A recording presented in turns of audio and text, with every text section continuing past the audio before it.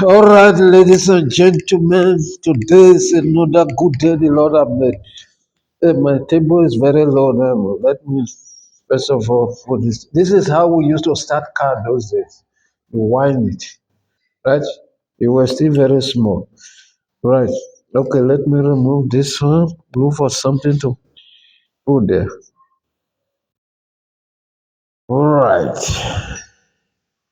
Let me just look for something there. Entrepreneurship. Look at the note I was looking for. Hey, man. You see how great God is? Okay. But I don't know whether I have what I'm looking for. Okay. It might not be here. Huh? Griffin. Griffin, where? Okay. Okay. We're going to talk about that. Okay, guys, as usual, hey, this chair. This our video gonna be very funny today. Yes, as usual, we need to be gratitude, pay gratitude, be humble, and give gratitude to God, my friend, because He's the one that's keeping us alive. There is nothing we cannot achieve. Well, we can achieve without God, right? Without God, we cannot achieve anything. If it is only the air that He put in our lungs, we are still breathing today, is something that we need to be grateful. Right. Okay, what I'm going to discuss today is planning. You know what we mean by planning, right? They said if you fail to plan, you plan to fail. That is how it is. And it's true, right? In the real sense of it, you need to plan ahead in terms of what you need to do, right? In future. For example, you are here now, you're planning one day that this is where you want to be. This is the level you want to take your career. Then you need to be able to decide, like what you are saying here, what needs to be achieved and how you need to achieve those things. By so doing, you get yourself prepared, right? You see, people, they start very well. They've got good plans. This is what they are going to do. But in terms of planning, they don't plan properly. And let's relate it to a business context, business environment. Of course, I'm teaching you entrepreneurship is about business. You want to start a business, but you don't know, you haven't done your career, your research to really establish what you want to do in detail and how you want to do what you intend to do. At the end of the day, you might start well, perhaps, but you are not going to succeed. Most especially when it comes to a situation whereby things become unpredictable, things that you haven't envisaged started creeping in. What is that? Switch that one off quickly, quickly, because you're gonna make mess of the video, right? So you need to know. For example, you want to go to a journey or you want to embark on a journey. You need to know the route that you are going to take. You need to know, right, the expenses that are involved. How are you going to, or how are you going to finance the expenses? You know, there was a time I went to Eastern Cape the other day for a funeral, right? When I got there I later realized that actually it's good to plan ahead. Do you understand what I mean? Because when I got there were a lot of things that I never thought of that crept in. Then I started saying, hey, if it was something that I didn't say, okay, let me put some money or I got some bucks in my account, it could have been compromised. You see, because when my wife was telling me, yeah, if we get there, This is what we're going to do. He said, transport is not so easy. I said, no, that thing is easy. When we get there, we just rent a vehicle, then we move. But when I got there, in reality, what was happening there was not a joke. Imagine, listen, a distance of 30 kilometers. We pay, was it 1,000 rand? It was a lot of money. I said, but for this, but she told me before that transport is expensive there. I said, no, it can't be so much expensive like that, you know. So what I'm trying to say is if you don't plan ahead, and once you meet that period of uncertainty, what is going to happen? You're going to have a problem. So that is what we are trying to teach you here now, that it's good for you to know what you want to achieve as well as how you intend to achieve what you set out to achieve. So we said, as we have it here, we say planning is the process of deciding what you want to achieve in the future and how you are going to achieve it. As you are planning, planning is futuristic. You know what I mean by futuristic? It's not what is going to happen now, something that is going to happen in future. Right. For example, now, when you plan, maybe perhaps on the process, things are not going well for you. You can be able to adjust.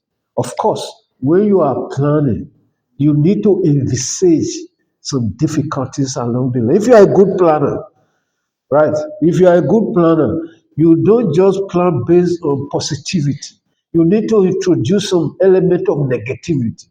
Scenario planning. That is what we call scenario planning. The worst case scenario. If it happens, how am I going to navigate it?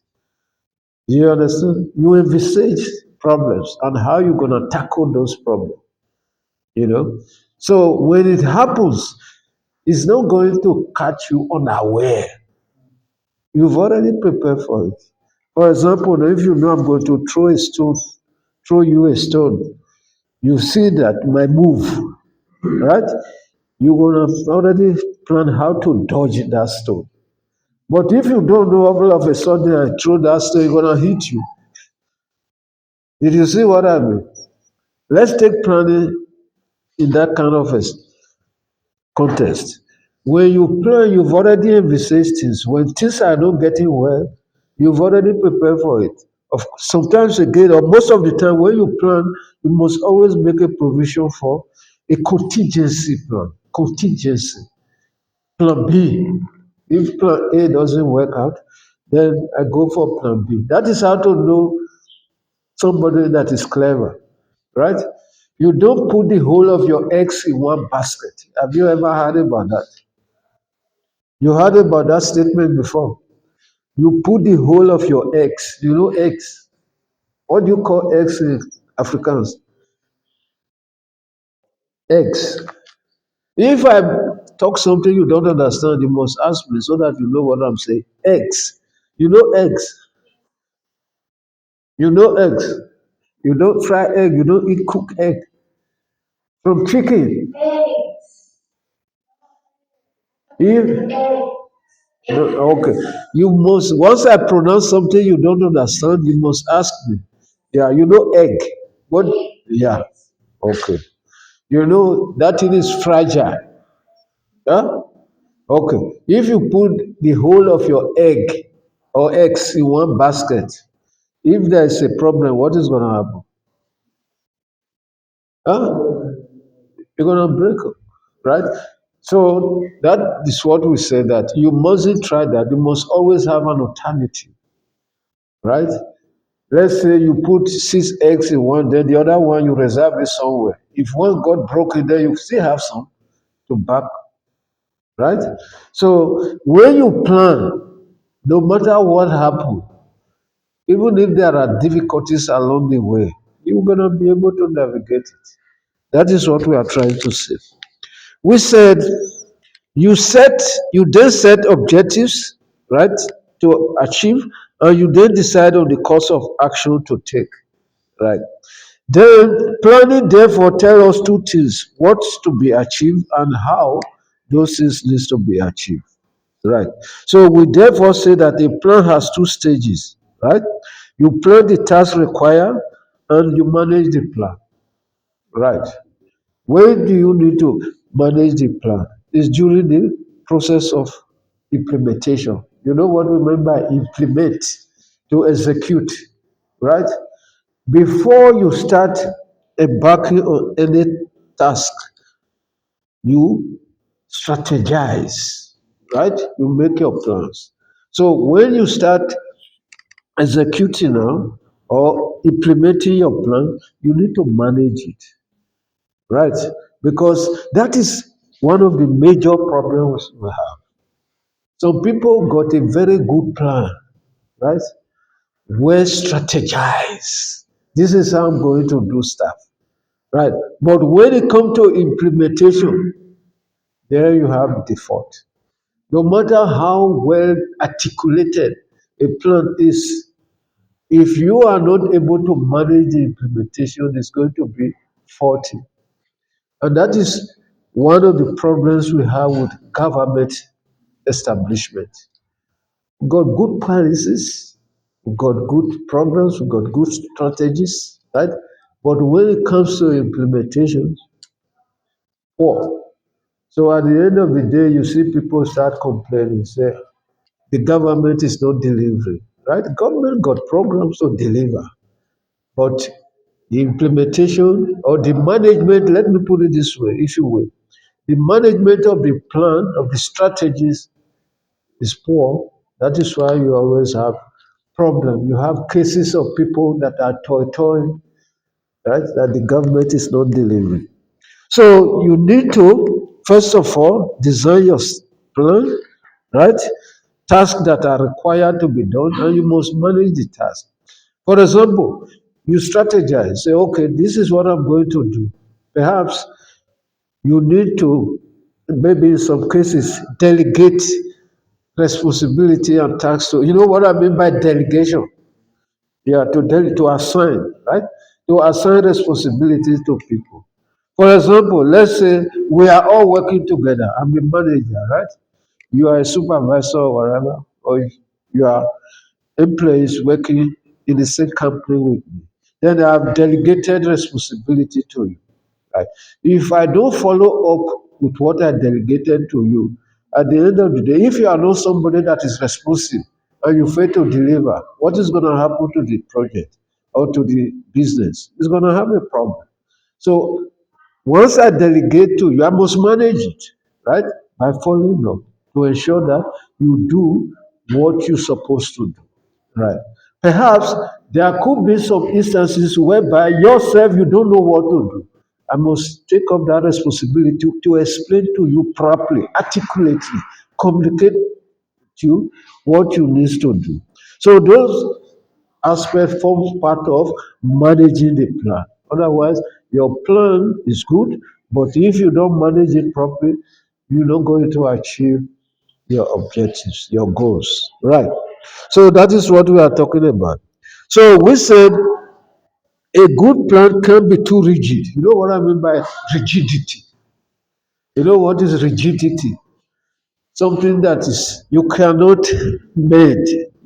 Something that is not, rigid and flexible, right? If something is rigid, that means it's not flexible. It's like something cast on stone. When you cast something on stone, can you change it? It's difficult. If they engrave, tombstone. How many of you have seen a tombstone here before? You know tombstone? Stone they put it where they bury somebody. You see, when they engrave the name there, is this easy for you to go and change? It's difficult. You know what I'm talking about? Because that thing is cast on stone. It's not flexible, it's rigid. Even if you see that thing, for you to be able to change the name, it's not so easy. So what we are trying to say is that when you are making a plan, Jonga, focus. You are losing focus now, right? Yeah. When you made a plan, it must be flexible. That is one of the requisites, right? The requirement of a good plan. One of the characteristics of a good plan must be flexible in the sense that along the line you should be able to make some amendment. Do you understand what I mean? Okay, let's look at it this way. When you are planning, right? You are planning in terms of what you're gonna do in future, right? Remember, I say it's futuristic, right? Remember yourself, you don't know the future. You know the future. You don't know. You don't know what is going to happen. You can only gesticulate, right? You can only say, okay, this is based on historical record. This is what is going to happen. You are not God. It's only God that knows this future. You don't know the future, right? Now, in reality, you might discover that what is happening is different from what it might not be too much difference, right? You might discover that there will be a little bit of differences, right, compared to what you plan to do, what is happening in reality, which will necessitate you to make some changes to your plan. Do you understand what I mean? But if you cast your plan on stone. You made your plan in such a way that it's rigid. That means if there is any opportunity or any occurrence or incidents for you to make a plan and you cannot to make a change and you cannot effect it, what is going to happen to your plan? It's going to collapse. You see what I mean? Right. Okay. For example, like the hypothetical case I gave to you just now, before I went to Eastern Cape, right? When my wife was saying, this is how it's gonna be, this is how it's gonna be. Right. Okay, if I just stick to that one and say, okay, what you are telling me, let's do it like that. Of course, a wise person need to stick to that, but you still have to introduce some element of flexibility. Right. If she had told me, for example, the transport is 600 rand, you don't just budget for 600 rand. Add a little bit of an amount in case something happens.